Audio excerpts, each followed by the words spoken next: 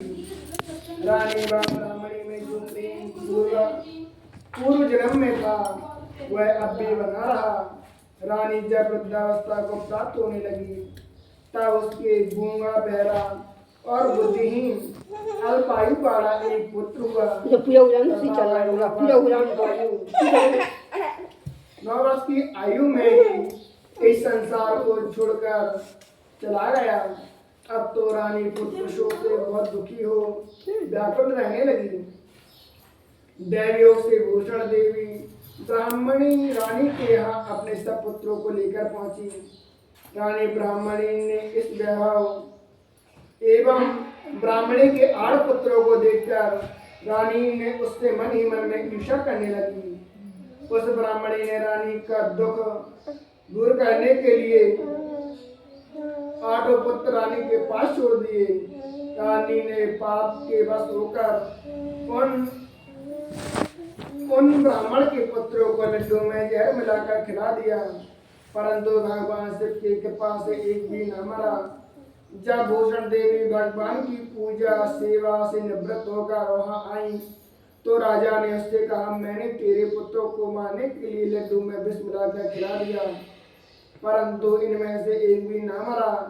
तूने ऐसा कौन सा दान पुण्य व्रत किया है जिसके कारण तेरे पुत्र भी नहीं मरे और तू नित्य नए सुख भोग रही है? इसका भी मुझे निष्कपट कह, मैं तेरी ऋणी रहूंगी। रानी के ऐसे वचन सुन ब्राह्मणी ने कहा, रानी मैं तुम्हारे 3 जन्म का हाल सुना कहती हूँ, ध्यान पूर्वक सुनो। पहले जन्म में तुम राजा रहुस की चंद्रमुखी नामक पत्नी थी, मैं ब्राह्मणी थी। हम तुम अयोध्या में रहते थे और मेरा तुम्हारा बड़ा प्रेम था। एक दिन हम तुम सरयू नदी में स्नान करने गए तो वहाँ कुछ स्त्रियों को संतान सप्तमी का व्रत वास्तविक पूजन करते देख हमने भी उस व्रत को करने का निश्चय किया, किंतु तुम तो राजमत के कारण सब भूल गई, जिसका फल तुम आज भी भोग रही हो। और मैंने इस व्रत को नियम पूर्वक सदैव किया और आज भी करती हूँ। दूसरे जन्म में तुम्हें बंदरिया और मुझे मुर्गी की योनि मिली।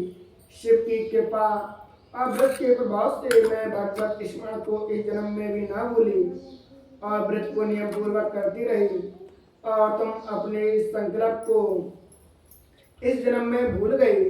मैं समझती हूँ कि तुम्हारे ऊपर यह जो भारी कष्ट है उसका एकमात्र ही कारण है, इसलिए मैं तो कहती हूँ कि आप भी इस संतान सप्तमी के व्रत को करिए जिससे तुम्हारा यह संकट दूर हो। उलोमस ऋषि बोले, हे देवकी, इतना सुन रानी ब्राह्मणी के चरणों में पड़कर क्षमा याचना करने लगी और शिव पार्वती की अपार महिमा के गीत गाने लगी। उस दिन से रानी ने नियमानुसार संतान सप्तमी का व्रत किया, जिसके प्रभाव से रानी संतान शुभ होकर अंत में शिवलोक को गई। हे देवकी, भगवान शिव के व्रत का ऐसा प्रभाव है कि परभ्रष्ट मनुष्य भी अपने पद पर अग्रसर हो जाता है और अंत में ऐश्वर्य होकर मोक्ष को पाता है। लोमस ऋषि कहने लगे, हे देवकी, इसलिए मैं तुमसे भी कहता हूँ कि तुम भी इस व्रत को करने का अपने मन में दृढ़ और संकल्प करो तो तुमको भी संतान से प्राप्त होगा। इतनी कथा के भगवान श्री कृष्ण ने धर्मराज युधिष्ठिर से कहा कि लोमस ऋषि इस प्रकार हमारी माता को शिक्षा देकर चले गए। ऋषि के कथानुसार माता देवकी ने इस व्रत को किया, जिसके फलस्वरूप मेरा जन्म हुआ। यह व्रत विशेष रूप से स्त्रियों को कल्याणकारी है, परंतु पुरुषों को भी समान रूप से कल्याणदायक है।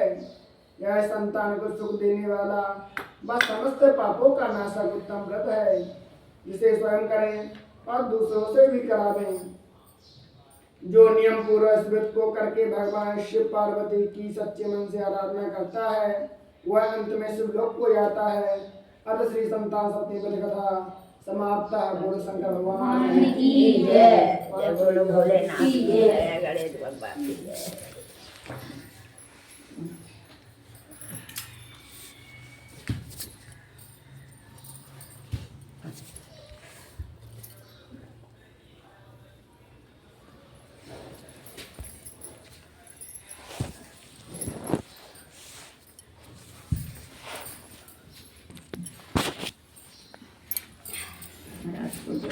आरती करना, आरती कर लो। पहले आरती करो तो करो करो। करो।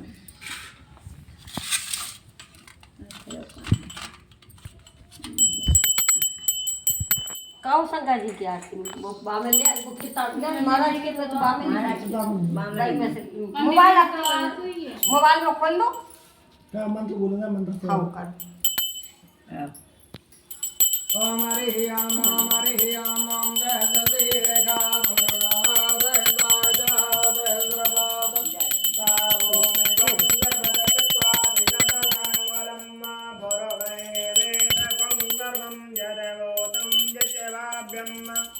उदाम दर्वदेशाना जदन्न नयनातिरो हरि एतावान समहिमत जय जय गुरुगा बारोदे हावत्वना ददो गंगवे क्रामद सागने नागने वित्ततब्बिराड जायत विराजो हरि गुरुगा सयातो वज्रजर्वजादवो मे मतो गुरा तस्माद् ज्ञात सर्वदा संवदं भगदायं बाधो नान्य